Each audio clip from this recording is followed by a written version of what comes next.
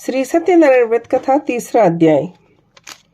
सूत जी बोले, हे श्रेष्ठ मुनियों, अब आगे की कथा सुनाता हूँ, सुनो। पहले समय में उल्कामुख नाम का एक बुद्धिमान राजा था। वह सत्यवक्ता और जितेंद्री था। प्रतिदिन देव स्थानों में जाता तथा गरीबों को धन देकर उनका कष्ट दूर करता था। उनकी पत्नी कमल के समान मुख वाली और सती साध्वी थी। भद्रशिला नदी के तट पर उन दोनों ने सत्यनारायण देव का व्रत किया। उस समय वहां एक साधु वैश्य आया। उसके पास व्यापार के लिए बहुत सा धन था। वह नाव को किनारे पर ठहराकर राजा के पास गया और राजा को व्रत करते हुए देखकर विनय के साथ पूछने लगा, हे राजन, भक्ति चित्त से आप यह क्या कर रहे हैं? मेरी सुनने की इच्छा है, सो यह आप मुझे बताइए।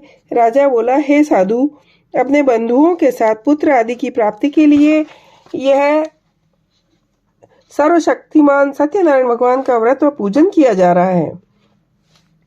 राजा के वचन सुनकर साधु आदर के साथ बोला, हे राजन, मुझे इसका सच सब विधान बताइए।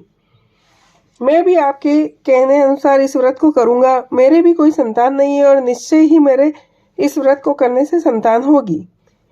राजा से सब विधान सुनकर व्यापार से निवृत्त हो वह आनंद के साथ घर गया। साधु ने अपनी स्त्री को संतान देने वाले उस व्रत का समाचार सुनाया और कहा कि जब मेरे संतान होगी तब मैं इस व्रत को करूंगा। साधु ने ऐसे वचन अपनी पत्नी से कहे। एक दिन उसकी स्त्री लीलावती पति के साथ आनंद से सांसारिक धर्म में प्रवृत्त होकर सत्यनारायण भगवान की कृपा से गर्भवती हुई। 10वें महीने उसने एक सुंदर कन्या को जन्म दिया। दिनों दिन वह कन्या चंद्रमा की कलाओं की तरह बढ़ने लगी। कन्या का नाम कलावती रखा। तब लीलावती ने मीठे शब्दों से अपने पति से कहा, आपने जो संकल्प किया था वह भगवान का व्रत करूंगा, उसे करिए। साधु बोला, हे प्रिय, जब इसका विवाह करेंगे तब उस व्रत को भी करेंगे। कलावती पितृगृह में दिनों दिन बड़ी हो रही थी। साधु जब नगर से सखियों के साथ अपनी पुत्री को देखा तो दूतों को बुलाकर पुत्री के वास्ते कोई सुयोग्य वर देख आने की कहा। साधु की आज्ञा पाकर दूत कंचन नगर पहुंचे और वहां देखभाल खोज करके लड़की के लिए सुयोग्य वणिक पुत्र को ले आए। उस सुयोग्य लड़के को देखकर साधु ने बंधु बांधवों सहित प्रसन्नचित्त अपनी पुत्री का विवाह कर दिया, किंतु दुर्भाग्य से विवाह के समय वह व्रत करना भूल गया।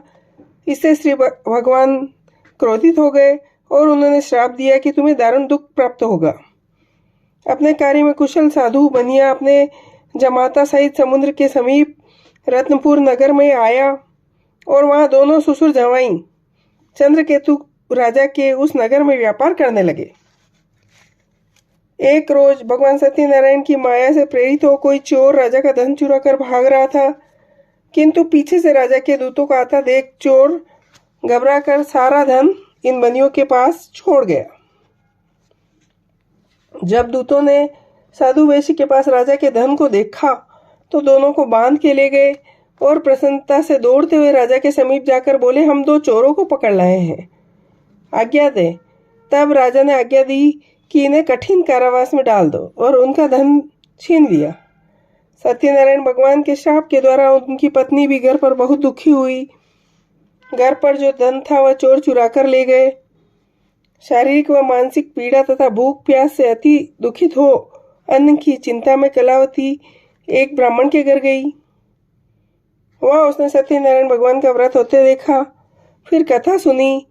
प्रसाद लेकर रात को घर गई। माँ ने पूछा, पुत्री, अब तक कहाँ रही? तेरे मन में क्या है? कलावती बोली, हे माँ, मैंने एक ब्राह्मण के घर श्री सत्यनारायण भगवान का व्रत देखा है।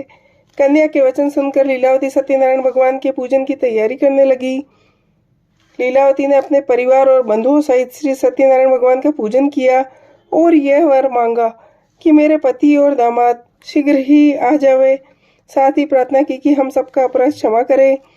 श्री सत्यनारायण भगवान इस व्रत से संतुष्ट हो गए और राजा चंद्रकेतु को स्वप्न में दिखाई दिए। हे राजन, दोनों वैश्य को प्रातः ही छोड़ दो। उनका सब धन जो तुमने ग्रहण किया है वह दे दो, नहीं तो तेरा धन, राज्य, पुत्र आदि सब नष्ट कर दूंगा। राजा से ऐसा वचन कहकर भगवान अंतर्ध्यान हो गए। प्रातःकाल राजा चंद्रकेतु ने सभा में अपना सपना सुनाया। फिर दोनों वणिक पुत्रों को कैद से मुक्त कर सभा में बुलाया। दोनों ने आते ही राजा को नमस्कार किया।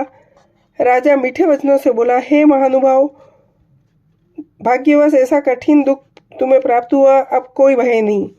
ऐसा कहकर राजा ने उनको नए वस्त्र आभूषण पहनाए और उनका धन जितना लिया था उससे दुगुना देकर आदर सहित विदा किया। दोनों वैश्य अपने घर को चल दिए। इति श्री सत्यनारायण व्रत कथा 3 अध्याय समाप्त।